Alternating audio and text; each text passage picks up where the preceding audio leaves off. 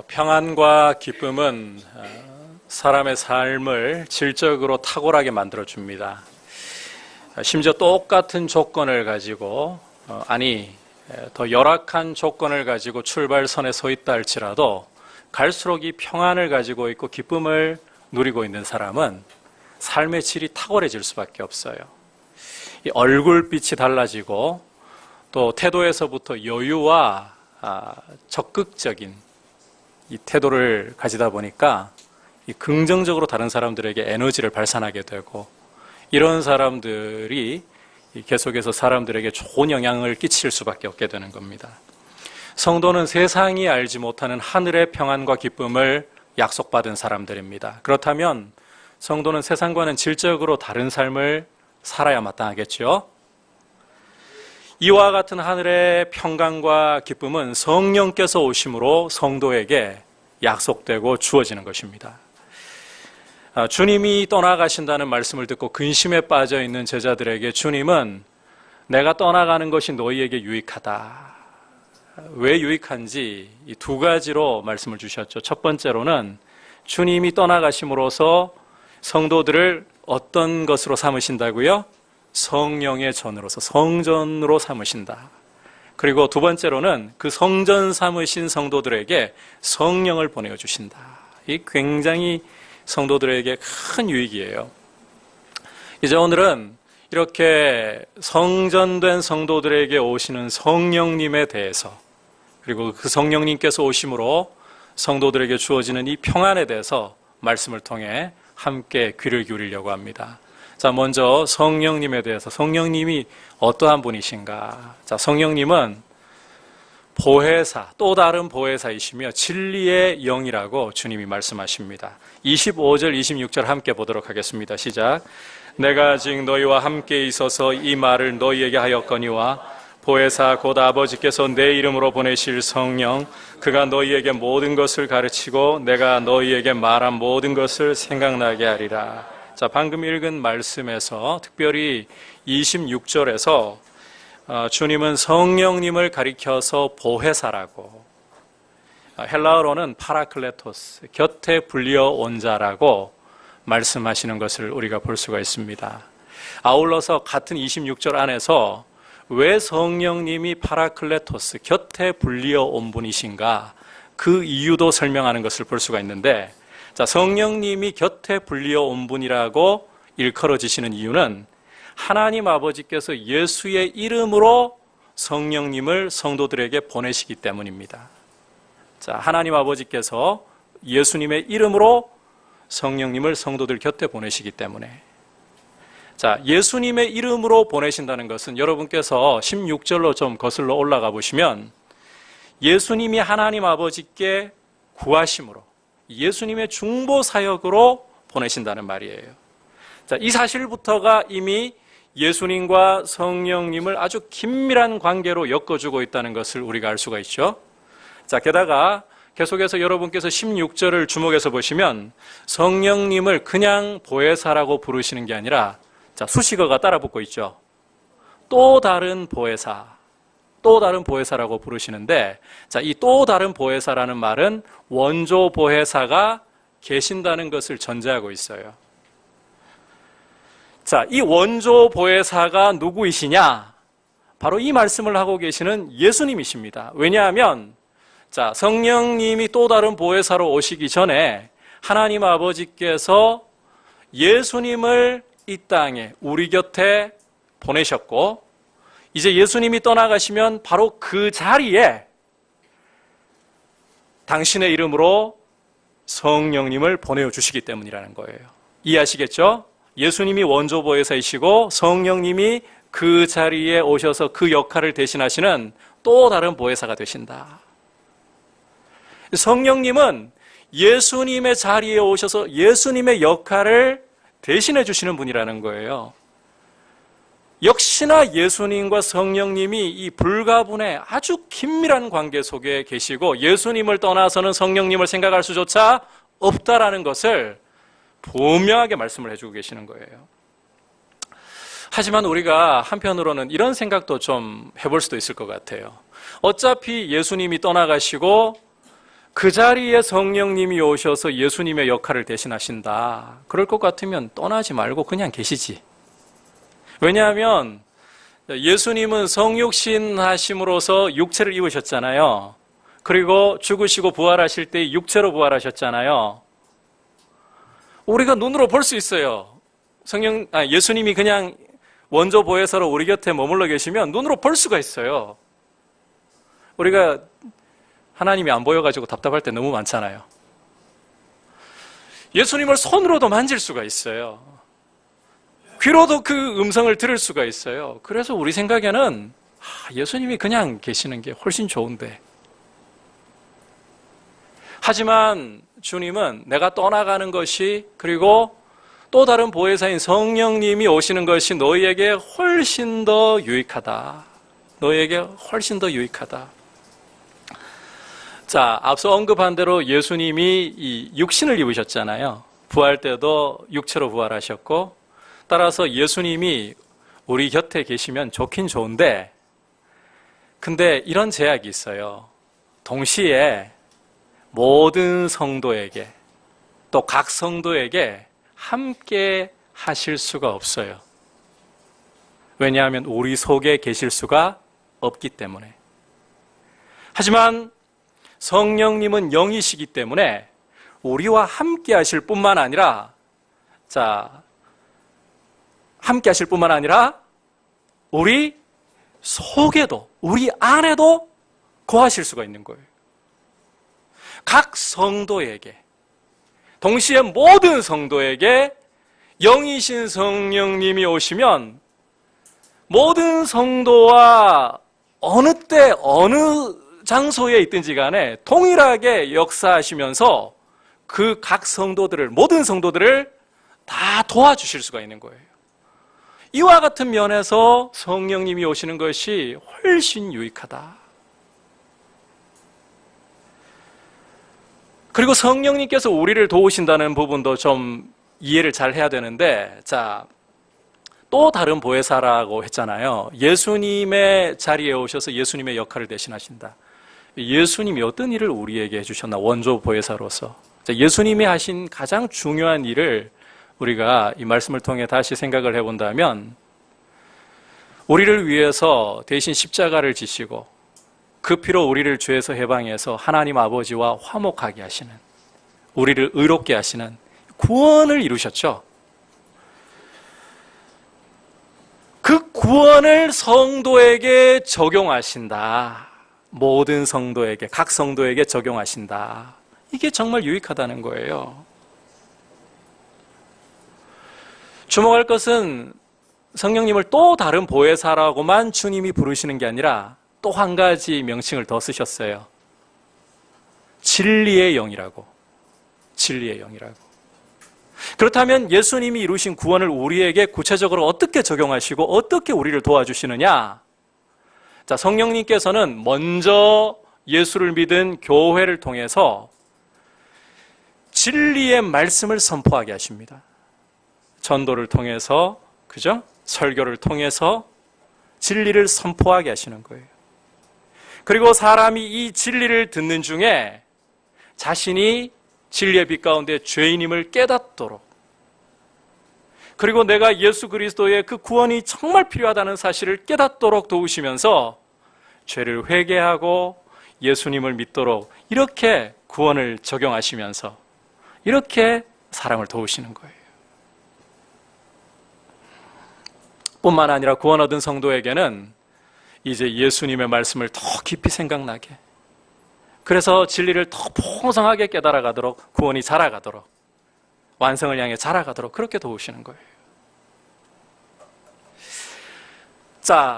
이와 같이 성령께서 하시는 가장 중요한 사역은, 여러분 오늘 이 말씀 여러분께서 잘 새겨 들으셔야 돼요. 주님이 주시는 이 말씀 잘 이해를 하셔야 돼요. 성령께서 하시는 사역 중에서도 가장 중요한 사역은 성도를 모든 진리 가운데로 인도하셔서 진리를 깨닫고 진리 가운데 거하도록 만들어주시는 사역이에요. 특히 원조 보혜사이신 예수님을 잘 믿을 수 있도록, 그분의 말씀을 깨닫고 그분의 말씀 앞에 순종할 수 있도록 도와주시는 것이 성령님의 사역의 가장 중요한 핵심이라는 거예요. 하지만 우리가 자칫 이 성령님에 대해서 저지르기 쉬운 실수가 있어요. 성령님을 한쪽 방향으로만 자꾸 몰아서 생각한다는 거예요. 성령님을 방언을 주시는 분으로, 귀신을 쫓아내거나 병을 고치시거나 권능을 행하시는 분으로, 이렇게 성령님을 그쪽 방면에만 꽁꽁 묶어버리려고 한다는 거예요. 이런 실수를 하기가 쉬워요. 여러분, 이런 경우에 사람들은 성령 충만을 어떻게 오해하게 되는가 하면 은사와 묶어버립니다. 은사가 나타나야 성령 충만한 것이다. 사람의 눈과 마음을 깜짝 놀라게 사로잡을 만한 능력이 나타나야 죽은 자가 살아난다든지 안진뱅이가 그 자리에서 일어난다든지 이런 가시적인 권능이 나타나야 성령 충만하다, 이렇게 성령 충만을 몰아가 버립니다. 여러분, 실제로 은사나 능력은 성령 충만을 보장하는 게 아니에요. 절대로 아니에요. 오해하시면 안 돼요. 하지만 방언 못하면 성령 충만하지 못한 거야. 과거에 어떤 교파에서 이렇게 이야기한 적이 있었죠. 방언 못하면 심지어 구원받지 못한 거로. 반대로 어떤 능력이 사람에게 나타나면 저 사람은 성령에 완전히 사로잡힌 사람이구나. 그렇지 않아요. 그런데 이런 오해 가운데 빠져 있으면 성령님으로서 하나님으로서 존중하기보다는, 인정해드리기보다는 오히려 내 필요를 위해서 이용하려고 하는 유혹이 계속 일어나게 되고, 실제로 그렇게 유혹에 빠져들어서 타락하는 경우는 너무 많아집니다. 실제 그래요. 그리고 바로 여기에서 소위 영적인 우월주의가 고개를 들기 시작하고, 이 은사와 능력을 행하는 사람이 영적으로 더 탁월하다, 깊다, 이런 미신이, 여러분 이건 믿음이 아니에요. 미신이 등장하고 튀어 올라오는 것입니다. 성경은 전혀 그렇게 말하지를 않아요.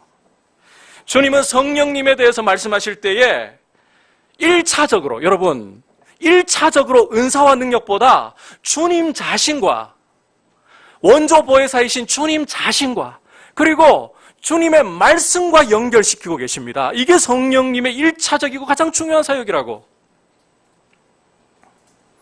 성령님이 진리의 영이시고 또 다른 보혜사시라는 사실을 오시기 전부터 계속 강조하고 계신 거예요.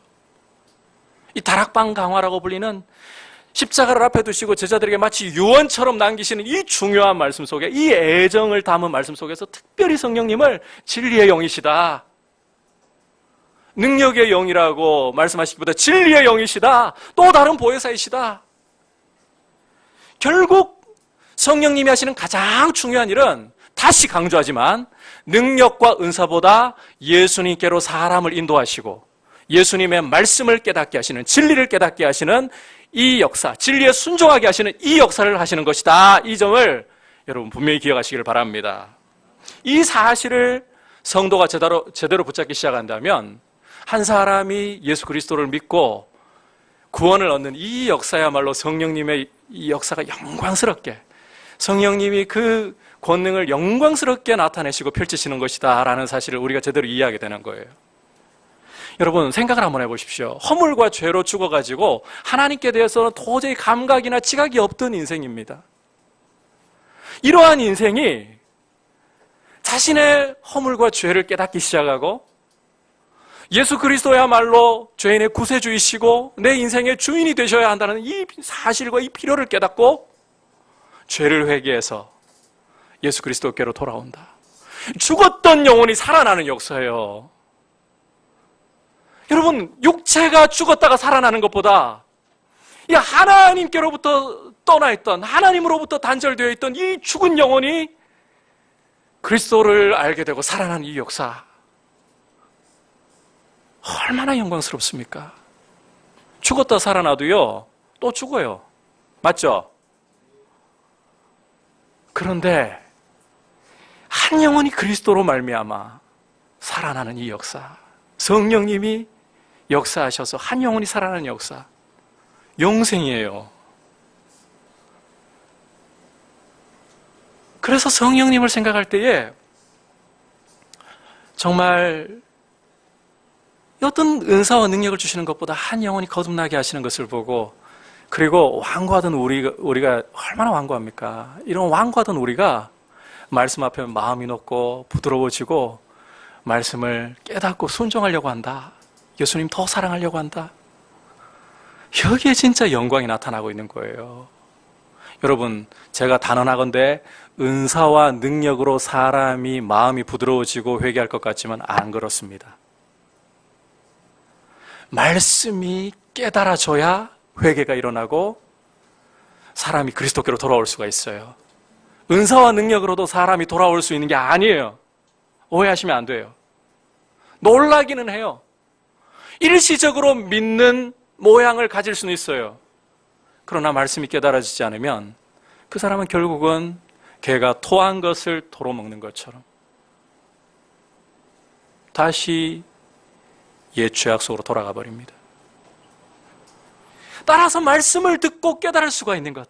여러분이 말씀을 들을 때에 이 말씀이 들려오고 말씀이 깨달아지는 이 역사가 얼마나 성령께서 영광스럽게 역사하시는 일인지 감사하게 여길 수 있기를 바랍니다. 복이 임하고 있는 거예요. 성령님이 역사하고 있는 거예요. 그래서 여러분, 예수님을 믿게 된 것과 이 말씀을 공부하고 읽고 묵상하고 이럴 때에 말씀을 더 알고 싶고 말씀에 순종해야지, 이런 거룩한 열망이 일어나서 때로는 넘어질지라도 말씀 앞에 순종하려고 하고, 넘어졌을 때는 회개하고 또다시 일어나 말씀을 순종하려고 하는 것. 성령님이 그 속에서 보이지 않지만 강력하게 역사하시기 때문에 이게 가능한 것입니다. 이 영광스러운 역사를 여러분, 은사의 능력에 눈이 꽂혀버리고 거기에 성령의 충만을 찾는 사람들은 이 영광스러운 역사를 가볍게 여겨버려요. 이 참 위험한 거예요. 불치병이 났고요, 죽었던 사람이 심지어 살아나고 정말 가시적인 능력과 은사가 나타난다. 그래도 거기에 예수가 없다. 말씀을 깨닫고 말씀과 함께 가려는 이런 일이 전혀 없다. 제가 단언하건대 이것은 성령의 역사가 아닙니다. 아무리 방언을 잘해도 상관없어요. 아무리 세상이 알지 못할 신비로운 비밀을 이야기해도 상관없어요. 아무리 죽은 자가 살아나도 상관없어요. 거기에 예수 그리스도께로 가까이 나아가게 만드는 역사가 없고 그리스도의 말씀을 깨닫게 하고 순종하는 역사가 나타나지 않는다. 제가 단언하건대 그것은 악한 영으로부터 온 것입니다. 여러분, 귀신도 짝도 타게 만들어요. 못 보셨어요? 무당이 짝도 타는 거 못 보셨어요? 저는 어릴 때 아주 충격적인 장면을 하나 목격한 게 있어요. 들으신 분들은 다 들으셨지만 못 들으신 분을 위해서 제가 이런 말씀도 한번 드립니다. 하루는 저희 부모님이 예수를 믿고 난 후부터는 굿판에 절대로 구경 못 가게 하셨거든요. 제 어릴 적 소원 중에 하나가 굿판에 가서 구경하는 거. 왜냐하면 하도 막으니까 이 인간의 죄성이 막으면 막을수록 더 하고 싶잖아요. 대구에 유학을 나와서 부모님이 같이 계시지 않았을 때였습니다. 하루는 학교에서 돌아왔는데 동네에, 제가 동인동에 과거 살았거든요. 동인동 그 안쪽 골목에 보면 이 술집들이 질비하게 늘어서 있고 참 이 아이들이 다니기에 민망할 정도의 거리였어요. 거기서 굿판이 벌어진 거예요. 보니까 제가 구경하고 싶던 이런 장면이 벌어졌잖아요. 누나하고 막 달려갔어요. 가방 던져놓고 막 달려갔어요. 근데 신기한 게 멀리서 봐도요, 밑에 아무것도 없어요. 무당이 양손에 칼 들고 다리 꼿꼿이 세운 채로 거의 지붕 높이까지 날아올라요. 신기하잖아요. 어떻게 지붕 높이까지 저렇게 날아오르지? 가까이 갔는데 갑자기 날아오르던 걸 멈추고는 칼을 이 모여있는 이 군중 쪽을 향해 가지고 막 찌르면서 뭔가를 분명히 찾고 있는 것 같아요. 그러다가 저와 누나를 향해 확 찔러 들어오더라고요. 그래서 그 자리에서 도망을 갔죠. 나중에 알고 보니까 예수 믿는 사람 찾아내는 거예요. 여러분, 귀신도 이런 능력을 해요. 병자를 고칩니다. 또다시 돌아가게 만들지라도. 제 눈앞에서 귀신이 방언하게 만드는 것도 봤어요. 하지만 예수 그리스도를 구주로 믿게 하지 않고 그리스도의 말씀으로 이끌지 않는다. 성령의 역사 아니에요. 악한 영의 역사인 거예요. 성령님이 하시는 가장 영광스럽고 가장 귀한 역사는 권능보다도 은사보다도 더 귀한 역사는 무엇이냐? 우리를 진리 가운데로 이끌어서 예수님을 믿게 하시고 말씀을 깨닫게 하시고 순종하게 하시는 거예요. 이걸 여러분 정말 귀하게 여기셔야 돼요. 이런 사람에게 은사가 오고 능력이 와도 이걸 제대로 쓸 수가 있어요. 그렇지 않고 능력과 은사에 마음이 꽂혀버리면 성령 충만을 자꾸 어떻게 생각한다고요? 은사 충만으로 생각하고 능력 충만으로만 생각해가지고 일상적으로 성령께서 역사하시는 이 귀한 역사를 간과해버려요. 이 정말 영광스러운 역사인데 한 생명이 살아나고 영생의 능력이 그 가운데 움직이고 있는 것인데 다시 한번 강조합니다. 말씀을 통해 예수님을 믿게 되고 예수님을 더 사랑하고 싶고 그 말씀대로 순종하고 싶다. 이 역사가 일어날 때 성령께서 가장 영광스럽게 역사하는 것임을 기억하시기를 바랍니다. 그리고 혹시 여러분들에게 은사가 부어질 때에 기도하다 보면 은사 부어집니다. 능력이 오기도 합니다. 귀신을 쫓아내고 병자가 고침을 받고 이런 은사가 능력이 부어지기도 합니다. 이럴 때 여러분 잘 분별하셔야 돼요. 그걸 통해서 내가 이미 영적으로 충만한 게 아니에요. 처음 예수 믿었는데 이런 은사가 올 수도 있어요. 저는 그런 걸 봤어요. 너무 이런 경험들이 많아요. 그러다 보니까 신앙이 높은 줄 알고 말씀 생활 함부로 하지 않고 잘하지 않고 함부로 알아들으세요.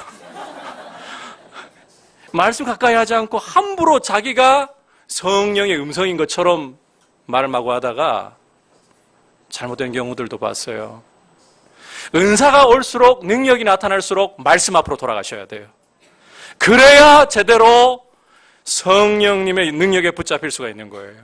그리고 은사가 와도 능력이 와도 여러분들이 우쭐해지고 마음이 교만해지고 남들을 눈 내리깔고 보려고 한다면 차라리 그렇게 기도하셔야 돼요.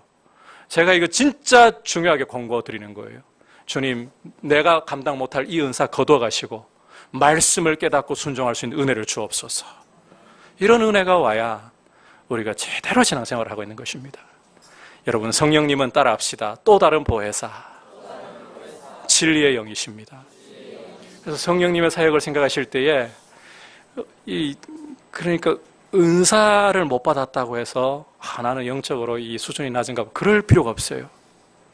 내 안에 예수님을 믿고 예수님을 사랑하고 말씀을 사모하고 말씀대로 순종하고 성령께서 영광스럽게 역사하고 계시는구나.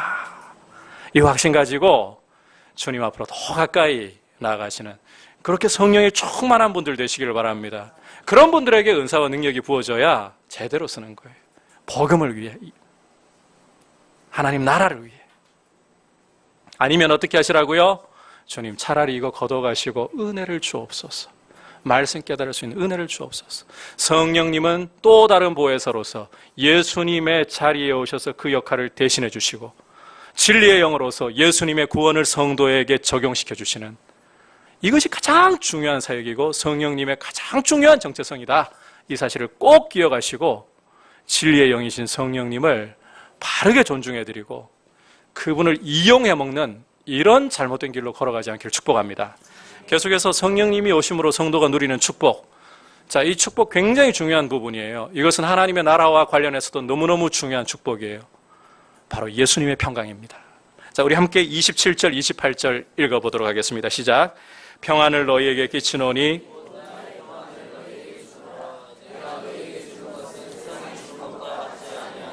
너희는 마음에 근심하지도 말고 두려워하지도 말라. 내가 갔다가 너희에게 온다 하는 말을 너희가 들었나니 사랑하였더라면 내가 아버지께로 감을 기뻐하였으리라. 아버지는 나보다 크심이라. 자, 방금 읽은 말씀에서 이제 성령님이 오심으로 성도가 누리게 되는 이 큰 축복. 정말 이 축복은 교회의 가장 중요한 특징이어야 돼요. 이런 축복을 보여주는데 바로 평안이죠. 그것도 누구의 평안? 예수님의 평안. 자, 이 평안은 세상이 주는 것과 같지 않다고 말씀을 하고 있는데, 세상이 주는 평안이라는 것은 환경과 상황이 내가 바라고 원하는 대로 열리고 어려움 없이 있던 어려움도 제거되고 사라지고 편안하게 인생이 흘러가는 이런 기쁨을 말하는 거예요. 하지만 주님이 주시는 이 평강은 세상이 알 수 없는, 간단하게 이야기하면 환경과 상황을 초월해버리는 평강이라는 거예요. 환경과 상황을 초월하는, 세상이 도저히 알 수 없는, 세상의 논리로는 이해가 안 되는 평강. 자, 이 평강이 도대체 어떤 것인가 우리가 그 모습을 제대로 성경을 통해서 봐야 평강이 무엇인가 제대로 알 거 아니에요, 그죠? 우리가 평강 그러면 자꾸 이 세속적인 개념이 자꾸 고개를 들려고 하는 경향이 있어요. 그래서 어떤 그림을 자꾸 떠올리게 되는가 하면 산속 고요한, 정말 바람 한 점 불지 않아서 잔잔한 하늘이 비치면 그 하늘이 그대로 반사되는 그런 호수와 같은 고요함을 평안으로 자꾸 떠올리는데 아니에요. 성경이 보여주는 평안, 먼저 주님이 직접 보여주신 평안의 모습. 자, 여러분께서 이 마태복음 8장이라든지 이 마가복음 5장이라든지 이런 데서 4장이구나 이런 데서 읽으실 수 있는 부분인데, 자, 하루는 제자들과 함께 주님이 배를 타고 갈릴리 호수를 건너시던 상황이었습니다.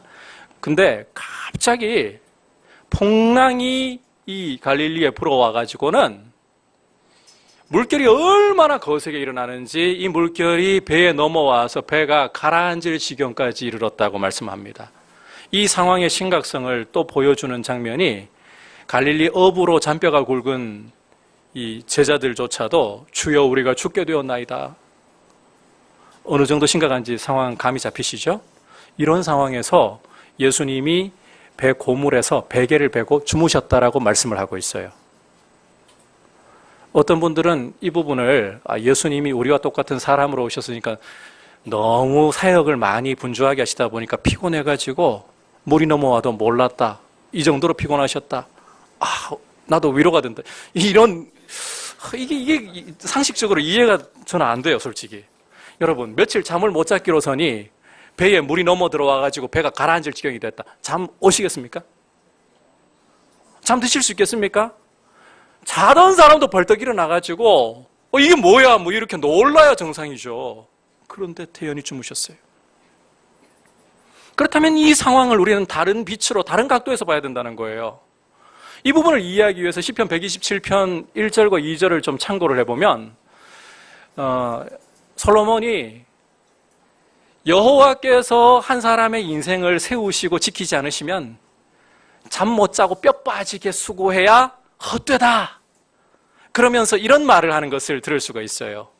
그러므로 여호와께서 그 사랑하시는 자에게 잠을 주시는도다. 하나님을 사랑하는 자, 그러니까 하나님께 인생 경영 맡기고 의지하는 자에게는 잠꾸러기가 되게 하는 이런 일을 하신다는 건가? 나 잠 많은데 내가 하나님 복을 받은 사람인가? 이런 뜻 아닙니다. 여러분, 두 다리 쫙 뻗고 정말 단잠을 잘 수 있으려면 마음에 뭐가 있어야 돼요? 평안이 있어야 돼요. 여호와 하나님에게 인생 경영을 맡겨드리니까 하나님이 그 마음에 평안을 주시니까 어떻게 되는 건가요? 두 다리 쭉 뻗고 자는 단잠을 잘 수가 있다.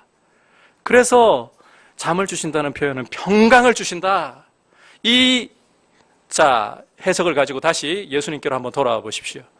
여러분, 물결이 넘어와가지고 이 거센 바람 소리와 물결이 넘실거리면서 물이 넘어와가지고 배가 가라앉을 지경이 되었는데 이때 잠을 잔다.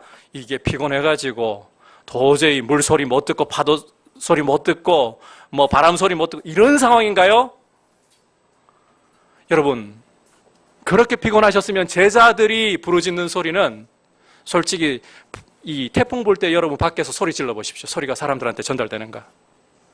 파도 소리에, 바람 소리에 묻혀버릴 제자들의 부르짖으면 벌떡 일어나셨던 분인데 과연 곤에서 이 소리 못 들으셨다고요? 천만에요. 이것이 보여주는 것은 죽음의 물결이 흔들 수 없는, 침범할 수 없는 창조주의 평안이 바로 그리스도 안에 있다는 거예요. 죽음이 흔들 수가 없어요. 바람과 파도가 흔들 수가 없어요. 그 영원한 창조주 하나님의 평안이 예수 안에. 이 평안을 내가 너희에게 주노라. 성령이 오심으로. 예수님 이야기를 하니까 너무 멀게 느껴지시나요? 그러면 이제 우리 좀 가까이 제자들에게로 한번 넘어가 볼까요? 성령 받은 이후에 제자들이 경험했던 이 평강. 자, 사도행전 12장을 가보면 헤롯 아그리파 1세가 요한의 형제 야고보를 칼로 죽였어요. 이걸 유대인들이 너무 기뻐하는 걸 보고서 이런 유대인들의 이 기쁨의 물줄기를 잘 이어가기 위해서 베드로도 죽이자 체포한 거예요. 자, 베드로를 사형에 처하기 바로 전날 밤 베드로의 모습을 보면 군인 두 사람이 베드로 옆에 누워 있습니다. 감옥에 갇힌 채로. 이 두 군인의 양쪽 팔에 베드로의 양팔이 사슬로 묶여 있습니다. 밖에 이 두 명의 군인들을 포함해 가지고 16명의 병사들이 겹겹으로 베드로가 갇힌 감옥을 경비하고 있습니다. 물샐 틈 없는 경비 가운데 베드로는 다음날 죽을 수밖에 없어요. 처형될 수밖에 없어요. 구원의 희망이 보이지를 않아요. 그런데 이와 같은 상황에서 베드로가 어떻게 하고 있었다고 묘사하는가 하면 잤어요. 혹시 베드로가 멘탈이 붕괴되어가지고 정신이 나가버려가지고 자기가 죽는다고 인지를 못했을까요? 혹시 여러분 영화 같은 데 보면 액션 영화 같은 데 보면 악당 보스가 차를 타고 가는데도 왜 대연하게 가는 경우들을 종종 보잖아요. 그럴 때 꼭 뭐가 나타납니까? 악당 부하들이 거의 특공대 수준으로 차를 점령해가지고 아주 신속 정확하게 보스를 여유 있게 빼가는 모습들을 보시죠. 이렇게 베드로가 확실히 구원받을 걸 알았기 때문에 사도행전 12장 읽어보면 둘 다 아닙니다.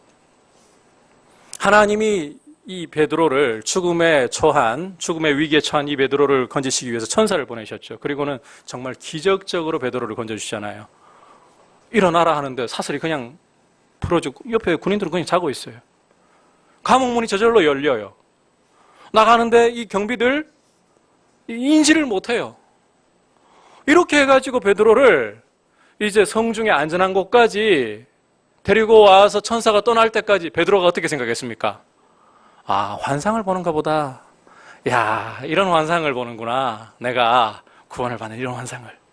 그러다가 정신이 들고 보니까 진짜 구원받았죠. 여기에서 뭘 알 수 있어요? 베드로는 자기가 구원받을 줄 모르고 죽을 줄 알았다는 거예요. 그런데 사슬에 묶인 채로 밤에 잠을 자고 있어요. 도대체 이걸 어떻게 설명할 건가요? 세상이 알지 못하는 평강이 베드로의 마음을 잡고 있기 때문 아닌가요?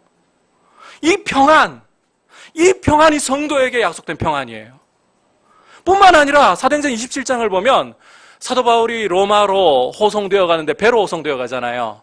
그런데 아드리아해에서 유라굴로라는 광풍을 만나가지고 이 광풍이 얼마나 극심하고 지속적인지 여러 날이 지나도록 낮에 해도 보이지 않고 밤에 별 아예 볼 수 없을 정도로 조금도 가라앉는 기미도 보이지를 않아요. 그래서 배에 타고 있던 사람들은, 바울과 함께 배에 타고 있던 나머지 사람들은 전부 다 우리가 죽었다, 구원의 여망마저 다 잃어버렸다고 할 정도로 절망에 빠져 있었습니다. 그런데 이 상황에서 여러분 상식적으로 생각해 보세요. 파도가 얼마나 일렁였을지를 한번 생각해 보세요. 제대로 몸 가누고 서 있는 것조차도 힘들 거예요. 그런데 이런 상황에서 바울이 자리에서 무리들 가운데서 일어나서 여러분이여 안심하라. 바울이 하도 배가 울렁이고 하니까 막 멘탈 붕괴, 정신이 나가버린 걸까요? 여러분이 안심하라. 여러분 다 구원받는다. 멘탈이 나가버려서 이런 소리 한 걸까요? 아니에요. 천사가 그에게 나타나서 바울아, 내가 마침내 로마에 가서 가이사 앞에 서야겠고 너와 함께하는 이 사람들 다 내가 너에게 주리라. 다 구원받을 것이다. 근데 아직 결과는 안 보여요. 그런 말씀이 오면 우리 생각으로는 파도가 멈춰야죠. 바람이 멈춰야죠. 아니, 안 그러면 파도가 일고 풍랑이 일어도 주변은 그냥 그렇게 하고 배가 있는 곳은 고요해져야죠. 그런 일 없어요. 아직 결과가 보이지 않는 말씀만 받았을 뿐이에요. 그런데 사도 바울은 이 상황 속에서 아직 결과가 눈에 나오지도 않았는데도 여러분이 안심하라. 나는 구원받을 것을 믿노라. 이게 평안이 아니고 뭡니까? 세상이 알 수 없는 평안. 이런 평안을 주님은 성도에게 성령을 보내셔서 주신다고 약속을 하신 거예요. 여러분, 성도라면, 예수 그리스도를 믿는 성도라면 바로 이런 세상이 알지 못하는 평안을 우리 안에 가지고 있고 그 씨앗이 우리 안에서 뿌려져서 그 평안이 고개를 들고 자라나기 시작한 줄 믿습니다. 그렇다면 이 평안을 누리셔야 되는 거예요. 여러분, 이 평안은 따라합시다. 기도로 누립니다. 이 평안은 기도로 가장 풍성하게 누려요. 왜 기도가 이 평안과 굉장히 중요하게 맞물려 있는가 하면, 자, 지난 시간에 들었던 말씀 좀 기억을 떠올려 보십시오. 주님이 이런 말씀을 하셨죠. 내가 진실로 진실로 너희에게 이르노니 너희가 나를 믿는 자는, 너희가라는 게 나를 믿는 자는 내가 하는 일을 그도 할 것이요 그보다 더 큰 일도 하리니. 예수님이 하신 일을 예수님을 믿는 성도라면 할 수 있다. 이 땅에 하나님 나라를 진군시키는 일을 성도가 할 수 있다. 그 뜻이라고 했었죠. 근데 이 하나님 나라를 진군시키기 위해서 세상으로 파송되기 전에 요한복음 20장을 보면 부활하신 주님이 제자들에게 첫 번째로 말씀한 게 뭔가 하면 평안이 너희에게 있을지어다. 하나님 나라를 확장하는 데 있어서 평안이라는 것은 너무너무 중요한 요소라는 거예요. 이 평안을 봐야 세상이 복음의 위력을 보는 거예요. 그만큼 중요해요. 그런데 자, 다시 요한복음 14장 12절 진실로 진실로 내가 너희에게 이르노니 나를 믿는 자는 내가 하는 일을 그도 할 것이요 그보다 큰 일도 하리니. 그 다음에 하는 말씀이 너희가 내 이름으로 무엇이든지 구하면 내가 이루어 주리라. 하나님 나라를 진군시키는데 가장 필요한 게 평안이에요. 근데 이 일을 하는데 주님은 기도하라고 말씀하시는 거예요. 기도할 때에 하늘의 평강이 고개를 들고 왕성하게 그 모습을 드러낸 줄 믿습니다. 기도해야 돼요. 기도해야 성령의 역사하심 가운데 평안이 우리 가운데 흘러넘칠 수가 있고, 기도해야 이 평안이 우리를 사로잡을 수가 있고, 평안이 사로잡는 사람들이 하나님의 인도하심을 따라서 하나님 나라를 진군하게 하는데 쓰임받는 거예요. 그렇다면 이 평안이 어떠한 특징을 갖고 있는가? 여러분, 이 특징까지 이제 정리를 하고 좀 가야 될 것 같아요. 우리가 평안의 모습을 세 가지 예를 통해서 보았습니다만은 좀 더 이 부분을 구체적으로 평안이 어떠한 특징을 갖고 있는가? 첫 번째로는 한번 따라합시다. 시선이 달라집니다. 자, 평안의 이 하늘에 주님이 주시는 평안의 특징은 시선이 바뀐다는 거예요. 이전에는 나 자신과 내 주변의 환경들을 바라보고 있었어요. 그런데 주님의 평강이 오면 이제는 눈을 들어서 주님을 바라보기 시작합니다. 그 약속을 바라보기 시작합니다. 여러분, 평강이 오는 것은요, 평강이 역사하기 시작하는 것은 시선을 바꾸는 것으로부터 출발해요. 주님을 바라보고 그 약속을 붙잡으려고 하는 것. 이 시선. 이것이 평강이 역사하고 있는 모습이에요. 여러분, 고통이 올 때, 우리에게 극심한 슬픔이 올 때 성도도 울어요. 아파서 소리 질러요. 신음해요. 이걸 가지고 평강이 없다고 하면 안 돼요. 그런데 그렇게 신음하는 중에, 그렇게 고통하는 중에도 내 눈은 주님을 향합니다.